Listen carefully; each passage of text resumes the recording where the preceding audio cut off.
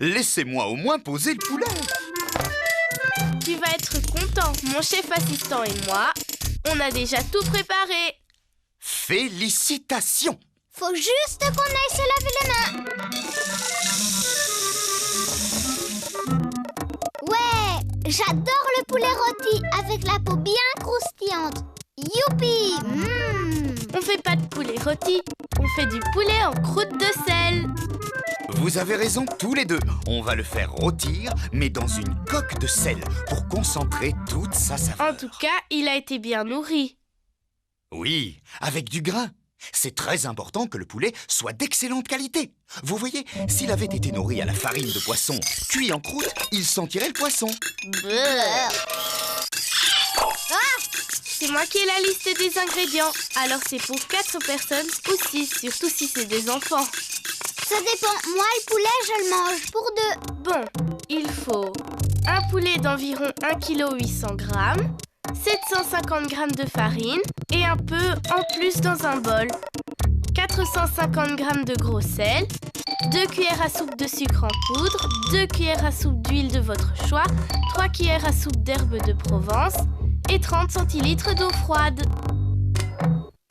À votre avis, on commence par quoi? Par préchauffer le four? Oui, vas-y Bob. Thermostat 9 ou 270 degrés. Il va avoir drôlement chaud, notre poulet. Il va brûler, non? Non, la croûte va le protéger. Si on met pas d'huile sur le poulet, elle va servir à quoi en fait? À préparer la pâte. Elle a l'air importante, cette croûte. Et oui Bob, tous les ingrédients qui la composent vont parfumer le poulet pendant la cuisson. Alors on prend de l'huile d'olive? Ça va mieux avec les herbes de Provence, t'es d'accord? Absolument. Il faut aussi 1 cuillère à soupe pour huiler la plaque.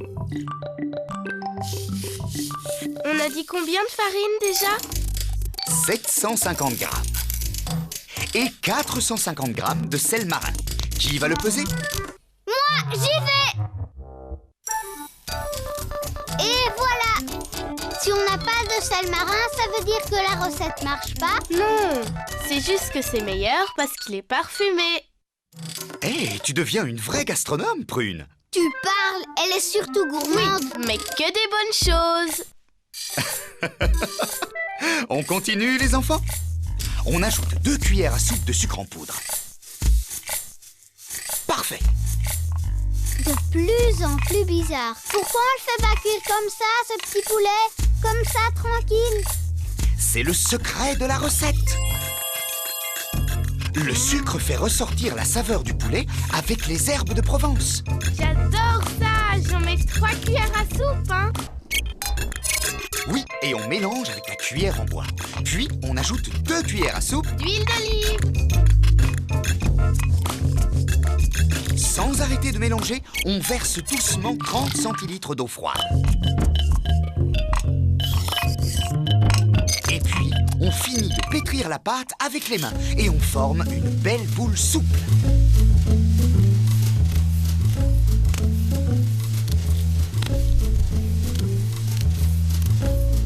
Et voilà, belle et souple. On va la partager en 2 boules, dont l'une plus grosse que l'autre. Plus grosse comment? Au 2/5 et 3/5. Très bien. Maintenant, on va saupoudrer la table de farine. Michel a dit sur la table, Bob, pas dans toute la cuisine. On pose la petite boule dessus, on la farine et on l'étale avec le rouleau à pâtisserie.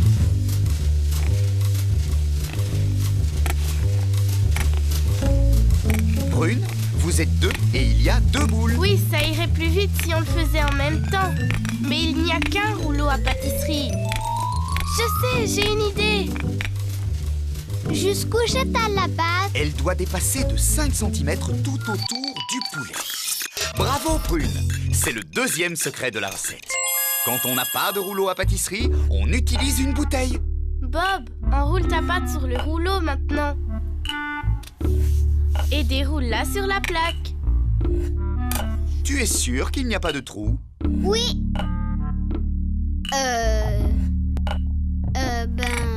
Il y en a un. Il est tout petit. Alors il faut le boucher. Les arômes ne doivent pas s'échapper.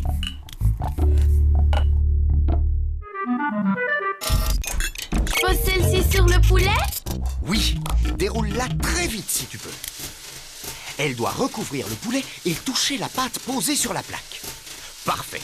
Maintenant, avec les doigts, on va pincer la pâte du dessous avec celle du dessus pour les souder. C'est important? Très important, faut même pas un petit trou. Et maintenant, au four. On va le placer dans la partie basse du four, aux 3/4 en bas, et le laisser cuire pendant 1h10.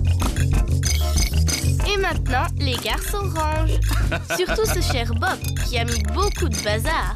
Pendant ce temps, je vais rappeler les secrets. Pour réussir un délicieux poulet en croûte de sel, en plus du très bon poulet qu'on va choisir, le secret, c'est de mettre du sucre dans la pâte pour faire ressortir les saveurs. Et pour éviter de se disputer avec son petit frère, il y a un autre secret. Il faut utiliser une bouteille comme deuxième rouleau à pâtisserie. Il a brûlé? Ce n'est rien, c'est juste le bord de la croûte. C'est normal, après 3/4 d'heure de cuisson. Ça ne change rien au résultat.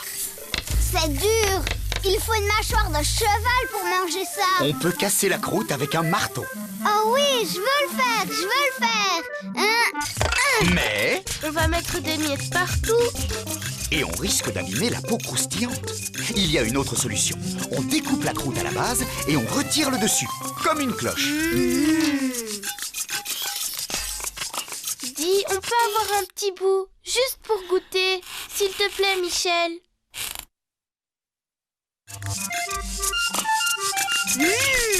Trop bon, vraiment trop bon, Michel.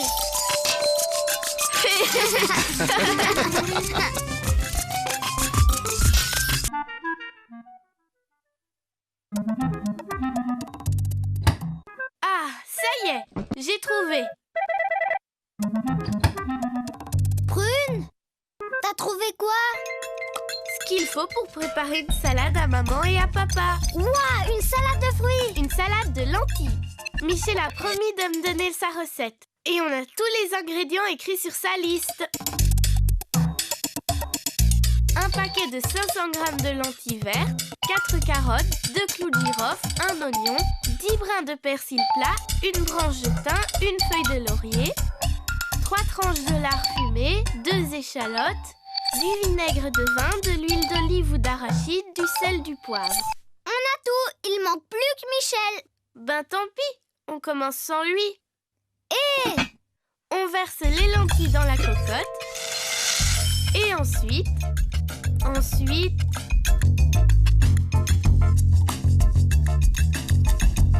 Michel! J'arrive les enfants. Voyons un peu. Il y a ça, ça et ça. Félicitations Prune. Tu n'as rien oublié. Les lentilles sont dans la cocotte. Bien. On va les couvrir d'eau froide pour les blanchir. Les blanchir? Oui, c'est pour les attendrir. Voilà. On pose la cocotte sur la cuisinière et on met sur feu fort. Pendant que l'eau chauffe, on coupe les extrémités des carottes. Et on va les éplucher une par une. Il y en a 4 et on est 2, Michel. Ça fait 2 carottes chacun. Un vrai petit génie. On dirait Einstein en herbe. Pendant ce temps, je vais éplucher l'oignon avec un petit couteau. Ça me pique les yeux. Va mettre de l'eau froide dessus. J'ai une meilleure idée. Prune, tu peux planter les clous de girofle dedans, s'il te plaît? Ah, ça va nettement mieux. Où est le persil? Le voilà. Oh, joli bouquet. Tu l'as passé à l'eau? Et n'oublie pas de l'égoutter. Très drôle. Oh ben, si on peut plus rigoler. Si vous voulez bien, on va effeuiller un brin. Et garder les feuilles pour plus tard. Maintenant, il faut faire un bouquet garni. Vous voulez essayer? Oui, oui. On prend un brin de persil, une feuille de laurier et une branche de thym. On les attache avec une ficelle et le bouquet est prêt. Et voilà, mesdames et messieurs. Bravo! Youpi, youpi, youpi. Michel, Michel, l'eau de la cocotte boue. Qu'est-ce qu'on fait? Attention, c'est très chaud. On égoutte les lentilles dans une passoire posée dans l'évier. On n'oublie pas les gants. Michel, je vous vois plus. On va remettre les lentilles dans la cocotte qu'on a rincée. On les recouvre d'eau froide, 1 cm au-dessus à peu près. Et on ajoute les carottes. Et il en manque une. Juste un bout. On a le droit de goûter les ingrédients quand on cuisine. On ajoute l'oignon et le bouquet garni. Et on chauffe jusqu'à l'ébullition. Michel, t'as oublié de mettre le sel. Non, pas du tout. C'est mon secret. Si on sale seulement après 30 minutes de cuisson, les lentilles ne durcissent pas. Mais dites-moi les enfants, regardez ce bazar. Ça ne vous suggère pas quelque chose? Oh!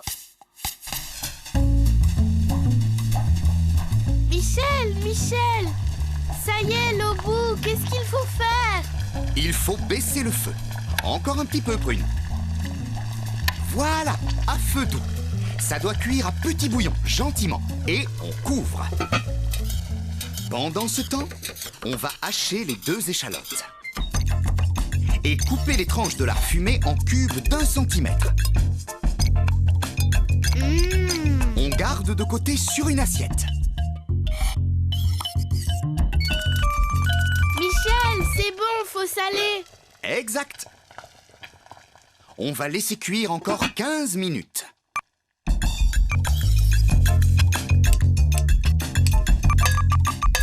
Maintenant, on va égoutter les lentilles dans la passoire posée dans l'évier. Mais attention!